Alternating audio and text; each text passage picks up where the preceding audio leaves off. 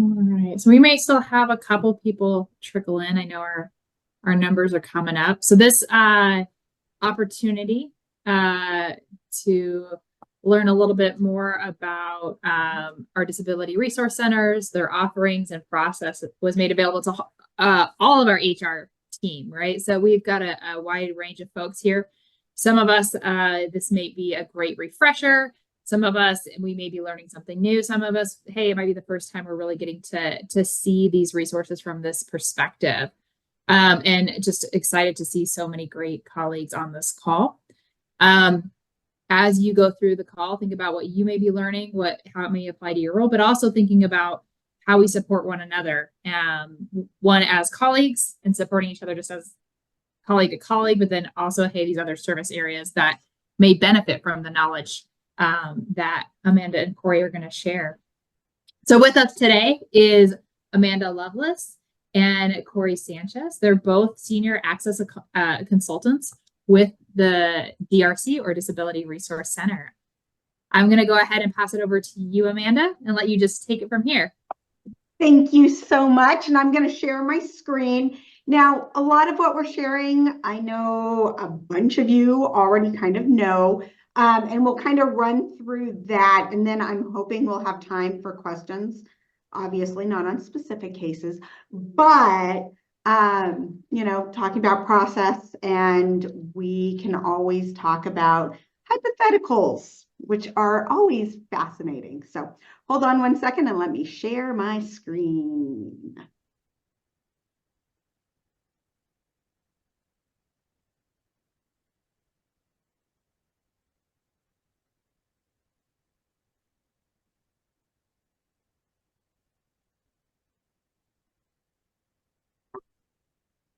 And this is why no one should allow me to do anything with technology. So I'm Amanda Lovelace. Cody is here, but she is home somewhat sick, working from home. So she's going to jump in when she needs to, but for the most part, I'm going to run with it so she doesn't have to be all sick with us. So we are with the Disability Resource Center, and I start this out because if you don't know, it's absolutely fabulous. We get to be a part of it. We're over 50 years old, and we're known as one of the leaders in disability services in higher education. We have the largest collegiate adaptive athletics program in the US. Our athletes actually work out downstairs, and if you think working out with a bunch of college age athletes is intimidating, you would be 100% right. But it's absolutely amazing, and we have some just amazing people that work with us. So we're always excited about that and working with the students. So DRC's purpose and role. We basically are the department designated by the university to ensure access to university classes, programs, and activities for disabled individuals. And basically what we look at is we're trying to get an experience of an individual with a disability to be similar, or if not identical to that of the peers with respect to access. So we're really looking at making people's experience as seamless as possible. And we look at reasonable accommodations, as well as looking at redesigning aspects of the university to make sure that it's inclusive for everyone. And then we also look at disability as a celebrated form of identity and diversity. And that's really different from a lot of places you might see out there. So this is also a really good example of universal design in our presentation mode. If you'll see, there's a description down there. So I always like to add this slide in just so people know. So our department is actually really different than most places around the country. Not only are we higher ed, which you guys all know about, but we're housed in Disability Resource Center, and we're unique because we're not in HR, we're not in an equity office, and that is truly something that we've only seen in one other university, and that's NAU. So I think it's great. But we're also unique within our office because we're more focused on compliance than any other area. So that's really where we are kind of black sheeps in the office, or sheep in the office. So just to give a quick overview of why we do what we do, is we're looking at more of a systematic social justice approach to disability. So that's basically, instead of a medical approach, we look at the environment is what is creating the barriers and the impairments. The environment is the problem. It's basically the design we need to look at, and access is a right, versus a medical model, which is really looking at, okay, you're special. How can we help you fit into this general world? Where we're looking at it the opposite way is, this general world is not accessible. So how can we make it more accessible for everyone else? So we're looking at spectrum of access. You've got compliance, but you've also got equity. And we really are striving to do an equity model. However, we know that, not all the time can we make things equitable for everyone without accommodations. So basically, we look at universal design, and we look at, okay, is this something that is a permanent situation? Is it temporary? Is it situational? And how we design things really depends on our choices in how we're moving forward. So basically, we're looking for inclusive design in everything we do. We look at potential barriers, language, classroom layout, basically assessments, lecture formats. These could be performance improvement plans, those pieces. And so we're really looking for trying to make things within all of our business units as inclusive as possible. But like I said, sometimes that does not work, and we've got to go through our accommodations process. So here is our process in a very quick model. Basically, we will get a accommodation request. So it might be that we have a department that consults with us on like furniture for the entire department that we might consult on with that piece, that we're looking at flexibility of those specific tools. And then we make sure that the university processes are followed for access and reasonable accommodation. So that's a general one that we consult with.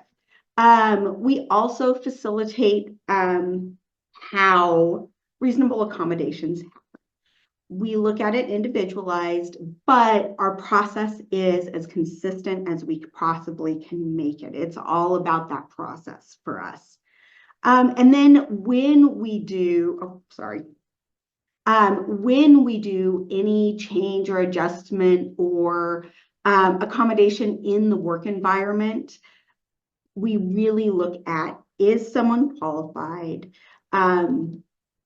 either an applicant or an employee with a disability, and are they able to perform the essential functions of the job with or without accommodation? And so basically, we look at equal benefits with that and privileges of employment. So we're really saying, okay, can we put this accommodation into place without taking anything away from that individual employee? And in the world of academics, it is you know, is the individual going to meet those essential functions of the job versus in academics, is this a fundamental alteration of the course? And so we really, really look at the end of the day, what are the essential functions of the job? Can we look at this accommodation and the individual employee still meet those functions? So we have an individualized interactive process. Every request and outcome is based on the individual. But again, our process is always consistent as much as we can make it consistent.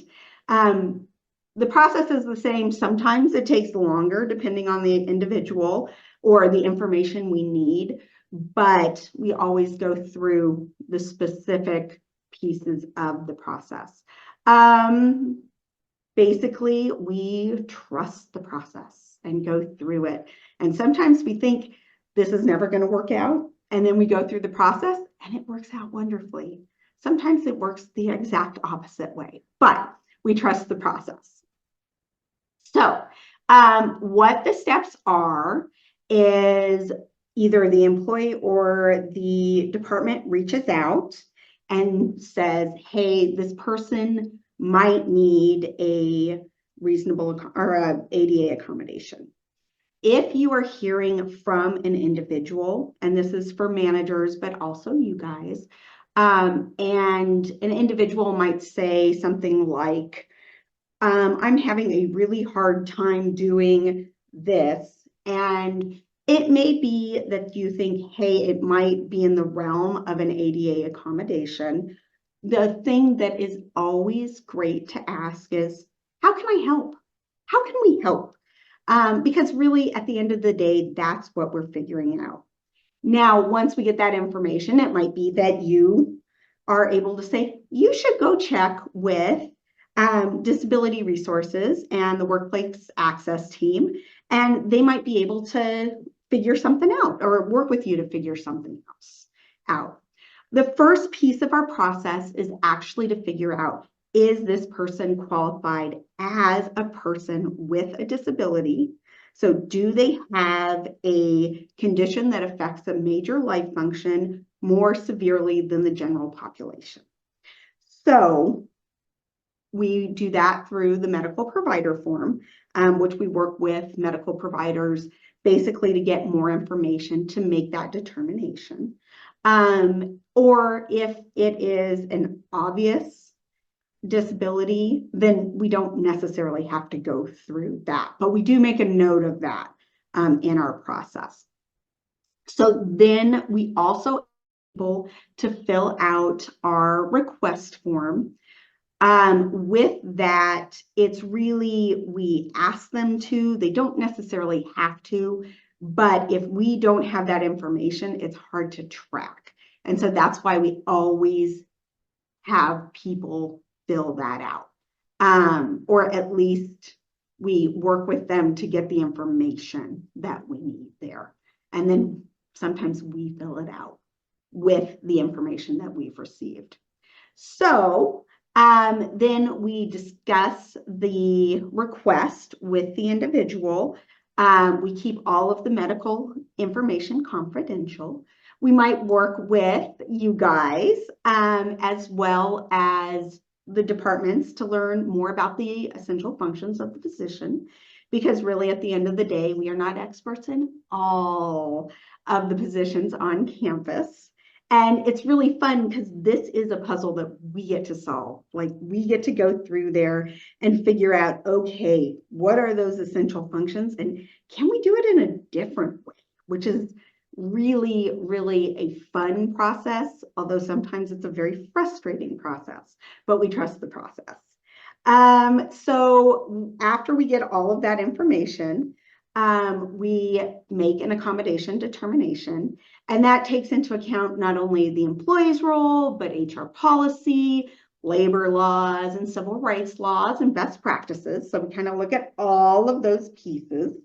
And then we write an accommodation letter that goes out to the employee, supervisor, chain of command, HR representatives, lots of people. And so that's the process. Basically, accommodations, or at least going through the process, is required for all qualified applicants as well as qualified employees. And that's full-time, part-time, probationary, student employees, grad assistants, basically anyone who gets a paycheck from the university directly. That would be someone that we would need to look at for accommodation purposes if they're asking for one. So magic words aren't necessary. Plain English is enough. It doesn't need to be in writing. We do ask that they fill out the forms because it's helpful for us.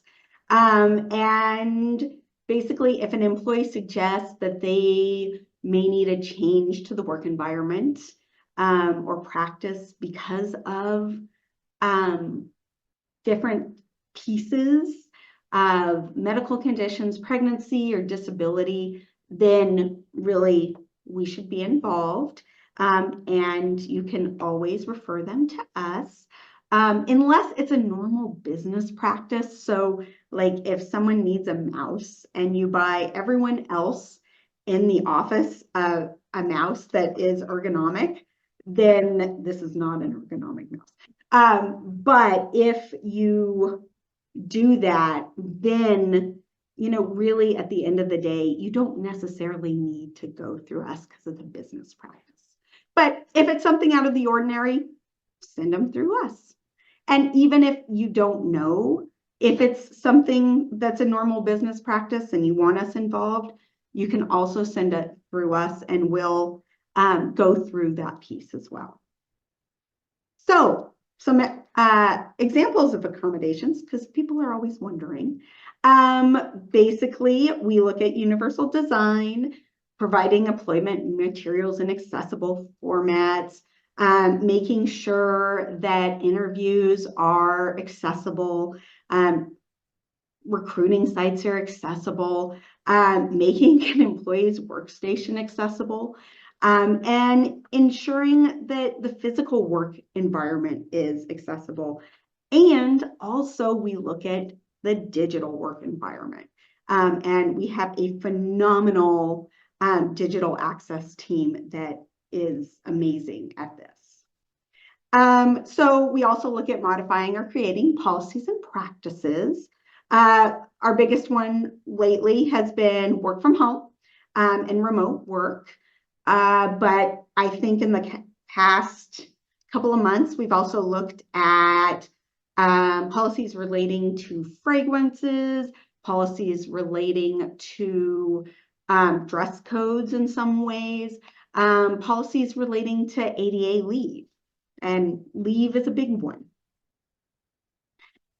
So we look at flexible scheduling, arrival and departure times, creating a window of arrival, allowing part-time or reduced work schedule depending on what is requested, allowing periodic breaks, a changing of shift, and allowing employees to use leave, which for the most part we say you're allowed to use leave. And it may be, we look at it through an FMLA viewpoint, or it might be an ADA leave viewpoint. And so we look at all of those pieces.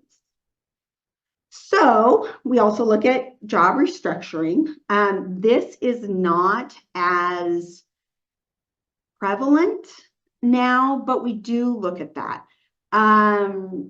We are looking at moving job functions around if it's not an essential function of the job, and looking at, okay, does this need to be performed at this specific time? Looking at, is it marginal, is it not marginal?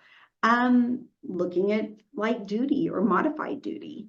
And the biggest piece with ADA accommodations is we don't have to reallocate those essential functions, but we can if it's warranted. But really, we look at the whole picture with that, but we really try to keep those essential functions part of what the employee is doing, because they were hired for those core functions of the job. So we also look at equipment, which here are some very exciting versions. Dragon Professional and Naturally Speaking is not as prevalent as it used to be because we have voice recognition software built into Microsoft already, as well as dictation software and screen reader software. Video phone, we all have that. And really the chairs and workstations we look at, and the sit-stand desks are not as prevalent as they used to be, but we look at all of those pieces if this is a tool that some of our employees need to be successful in their positions. So, things to remember. We all have a role to play in an accessible university and workplace. Employees don't have to use magic words, but it's always good to refer them to us when you have a feeling that that's what they're talking about. Basically, make sure that your supervisors or department heads are not denying a accommodation request before we're able to look at it, because we want to make sure that those denials are coming from our office and we've gone through the appropriate process. And if anyone has questions or concerns, we should definitely consult because we love to consult.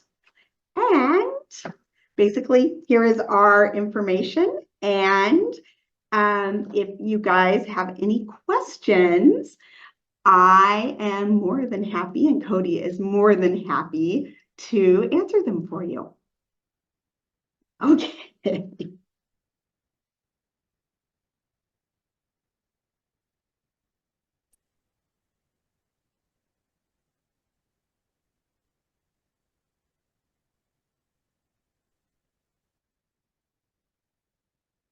Yeah, Andrea? Hi. So I really just had a question. I was listening for a particular phrase and I didn't hear it. And thinking about the accommodation world, it's maybe particularly in units, kind of operational units, which I happen to support, and we often deal with light duty. So how does that work with your office, particularly, let's say, if the light duty request means they no longer can perform the essential functions of the job?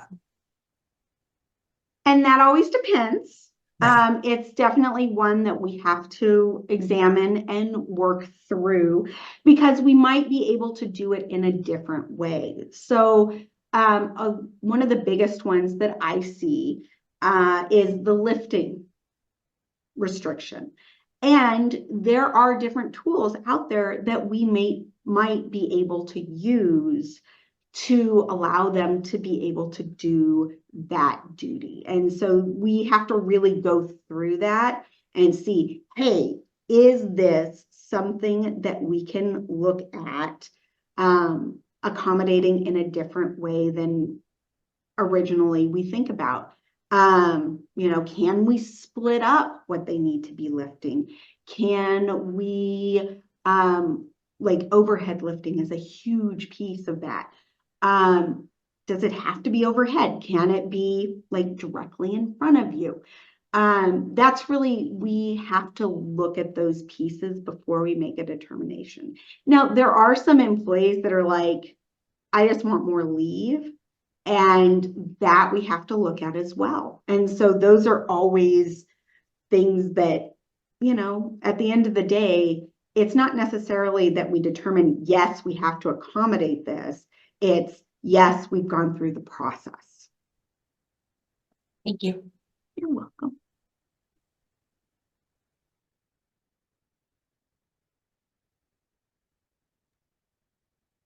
Oh, Okay, nice. we have a question in the chat and it says, could you clarify if the steps for accommodation typically progress from FML to CTR and ultimately culminate in DRC?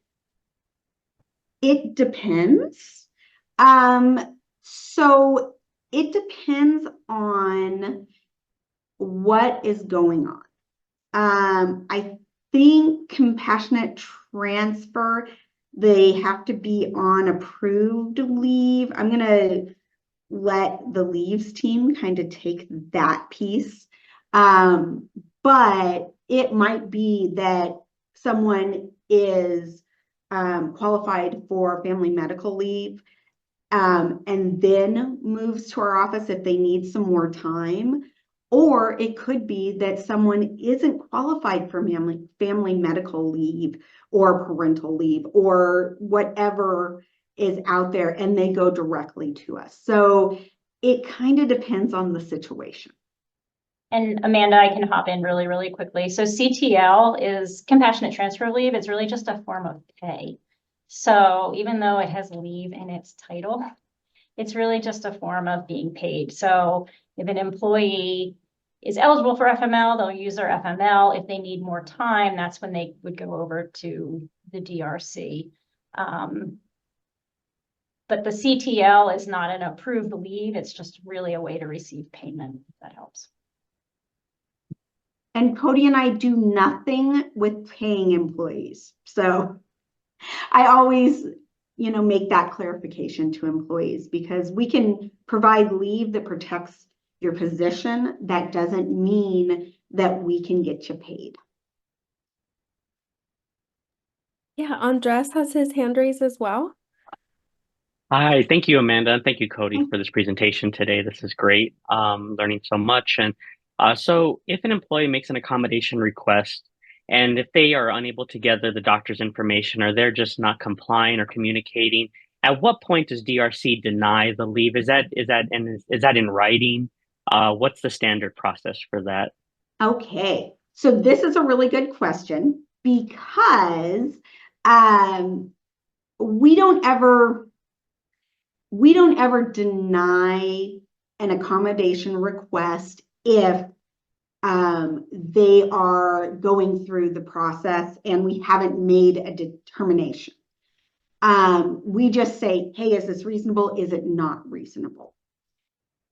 Now, it may be that we close a case that someone has reached out to us and they need an accommodation, but they don't provide paperwork, or they are unresponsive, like we can never get a hold of them again. What typically happens with this is we reach out again within 2 weeks to kind of follow up with that. And then if we don't hear anything after that, we try and close the case within 4 weeks. Now, sometimes that gets weird depending on if they've reached out and they're talking with us and we know what's going on, that could be extended. The thing is, though, when we close a case, as soon as people give us new information, we can reopen that case. So that makes it a little tricky. Now, how this works, though, is, so say that we've closed a case, we let you guys know, hey, this case has been closed. They don't have an accommodation through us. And then they come back like 2 weeks later and provide us information. If you have already made a determination that this person is not following through on what they need to be employed at the university and have separated them from the university, then they are no longer an employee and they're not qualified for accommodation. And so it doesn't really stop you from moving forward, even if we reopen the case. It's just we have to go through and look at all that information. Thank you so much, Amanda. Okay. Great. And I see another hand raised, but I'm sorry, I'm not sure what your first name is. Oh, sorry, it's Gina. Thank you. Great. Thanks, Gina. Thanks, Amanda and Cody. This is a great presentation. This kind of is along the lines of what Andreas asked, and I know it's nothing that you can give us a specific answer to, but if we've become aware that somebody may need an accommodation and we've referred them and they aren't reaching out, can you talk a little bit more about that and timeframes before we can kind of move forward? And if you would advise us to give them a time frame, like please reach out to DRC no later than X, and about how long that would be? I think it depends on what you guys want to do for how long, to give them that time period, because I know a lot of times you've been working with people for months and they've known for months that their FML is ending, or they need to look at a flexible schedule or that piece. So really it's, hey, you know, this is the time period, and then our piece picks up from there. So I would say that is a legal question, and I would bump it back to our employment people. Yeah, this is Cody. I also just wanted to add, we do try to be really flexible with documentation with employees. We are noticing a really big trend now is that employees do have to pay a certain fee for the documentation. And so it really depends. Some doctors' offices might charge 25. I've had employees tell me that they have to pay 75. And depending on the employee circumstance, that is a pretty big fee that they now have to pay for this documentation. And so being flexible and understanding with that as well, because they might not have the capacity to pay that $75 today. Maybe they need to wait a week or two. So just trying to be really patient with them with that aspect as well. And then also just when the provider gets a chance to send it, some providers only want to send it via fax. Some might only be willing to send it in the mail, or the patient has to come and pick it up. So we just really try to be cognizant of some of these factors because, the employee might want it today, but it's not in their hands. Great. And then Stacy, I see your hand too.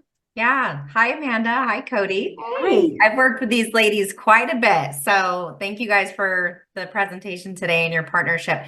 So my question is regarding kind of that, I guess, that formal denial letter where we have determined that their request is unreasonable. Is there any thought about adding additional language to that letter that kind of explains to the employee what next steps would be if they're looking to maybe appeal the decision? I just have noticed that some of our employees, when they get that letter, which is not often that they do, they just kind of don't really know where to go from there. So that's my question. Yeah, actually, we're looking at that right now. Oh, So, awesome. Yes. Okay. Thank you.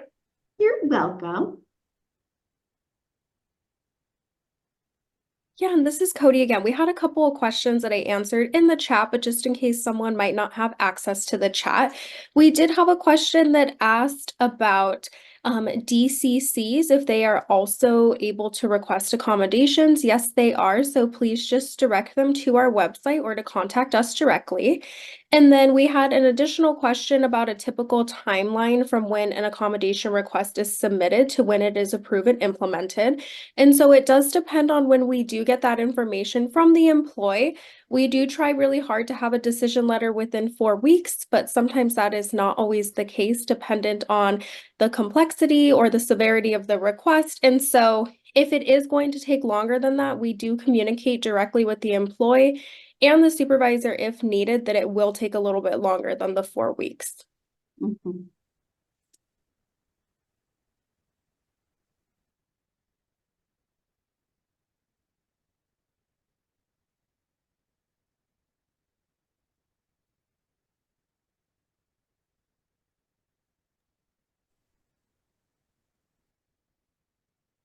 And on that note, we have had a lot of individuals that have been really surprised at the timeline. because they think, oh, it's like an FML certification or FMLA certification that we can make a decision right away. And so it has definitely been a lot of kind of educating on our part to explain that no, our process is different. We're looking for different things. And so it can't just be an automatic approval. Not that you guys do automatic approvals, but it's not as cut and dry as other options. And Lisa? Yeah, and I apologize if you already covered this, but what advice would you give for those of us who may interact with applicants, whether it's a search committee or a hiring team, on how to manage a request for accommodations during like the interview process, for example? You can always refer them over to us, and we're more than happy to do that. And I think it depends on what the request is. If it's something very, very simple, like I have trouble walking across campus, that can definitely be something we can look at and provide options. But we also look at universal design within the interview process, which is always helpful. And we went over that a lot at the AZILG meeting a couple of months ago now. Oh my gosh, I can't believe it's been a couple of months. But if you guys want more information on that, then we're more than happy to provide that. Thank you. Appreciate it. Lisa, did you have another question? Okay.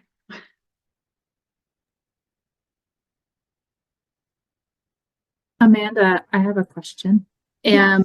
When thinking about universal design, because not only do we interact with employees in the sense of where they may need accommodations, but a lot of times we're presenting information, we're creating forms, and thinking about universal design. Do you guys have resources or trainings that people can look at or thoughts in that area? Yes, we do. And actually, one of the biggest resources we have is our digital access team.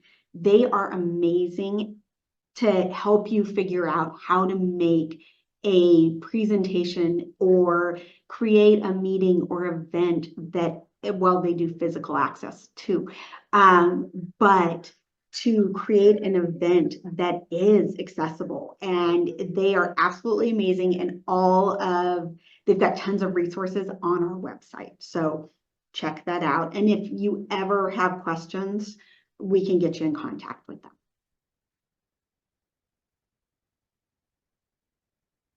We're so lucky to have them.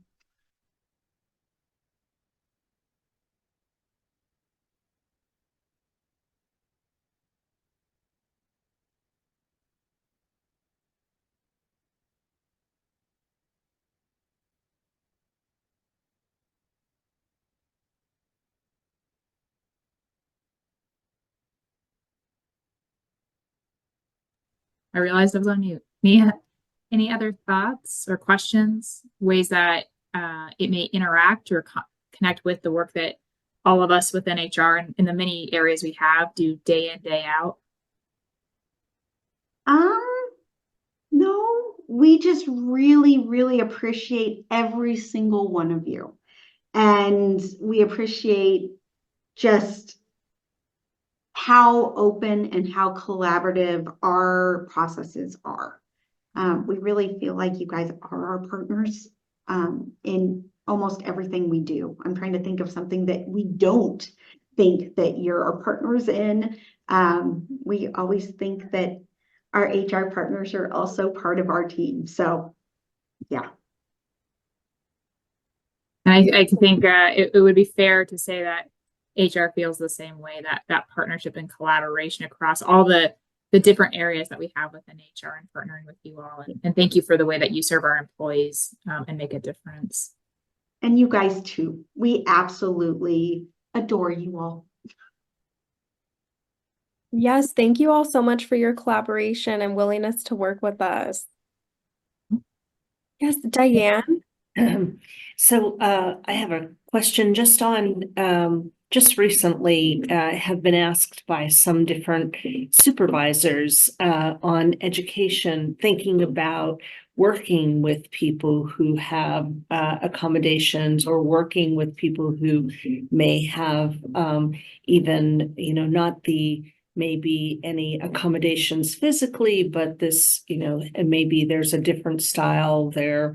Their cognitive, as you had on there, cognitive or neurodiversity. Are there educational programs that you all provide, or should we be thinking about how do we partner with you on that for resources? I'm thinking about our learning and development team too, and how they might be able to help in that.